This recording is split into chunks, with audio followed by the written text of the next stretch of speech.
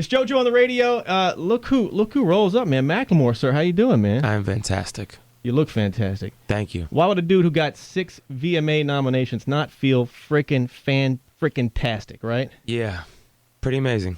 Was this expected? All these nominations? I mean, I would, from the outside looking in, I would think it's I would think you're in the ballpark. 6 was not. Oh my God, I got 6. It was somewhat expected, but maybe being yourself, it's always a shock to get something crazy like that. You hope and you dream, but you don't expect. And I think that, we, as the videos caught on this year, it was like, oh, we might have a chance, with Thrift Shop. That obviously was a very popular video on that old YouTube thing. And then MTV picked it up, and MTV's been great in terms of supporting Can't Hold Us and Same Love that followed Thrift Shop. And I think that you hope and you have no idea if your art's going to be acknowledged on that level, and to have gotten 6 nominations and to see what they're for. A lot of artistic stuff like Best Direction, Best Editing, that sort of technical aspect is something that Ryan and I take a lot of pride in, and the people that we make music videos with take a lot of pride in. So to get acknowledged on that level is a beautiful thing, and we're super excited. So you're not signed to this day. You have distribution, but you're still indie, or so to speak, right? We are still completely independent, yes. What are the pros and cons of that?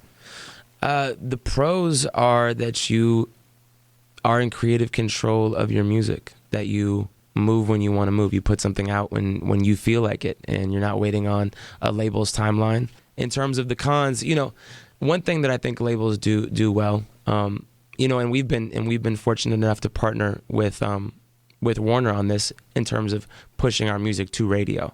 And they've been great about getting our music out there. And I don't think that we would have had, as an independent artist, it's a lot more challenging to get played on the radio. In fact, it's damn near impossible. So Warner has worked our songs to radio. So we have a very unique deal with them in that regard. So I think that's a pro working with the label, is that you have a shot at radio play. This track, Same Love. Yeah. I know you came out with it, you recorded it year and a half ago, 2 years ago, whatever it was.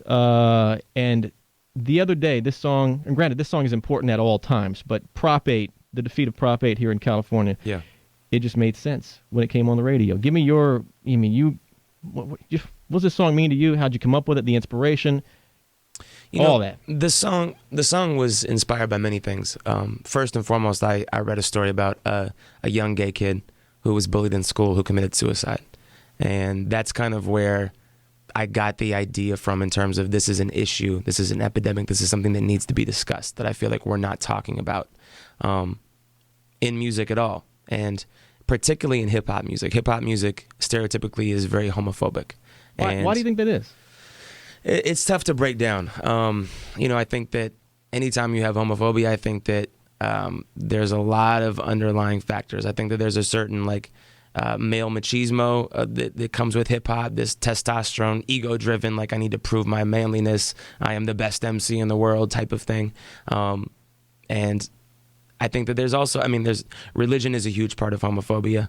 I think that how we were brought up, the way that, the fear has been passed on from generation to generation, all these things play a part. And within hip-hop culture, it was something that was being overlooked. The homophobia that existed kind of got a pass, a slide. Everyone was okay with it, along with misogyny and some other forms of oppression that are still current in music today. But homophobia in particular was and is something that is okay. You can say the F word, or you can say that's gay, and that's all right. And I wanted to bring accountability to myself and to hip-hop culture, and deal with an issue of equality that I feel was not being addressed by anybody that was making hip-hop music.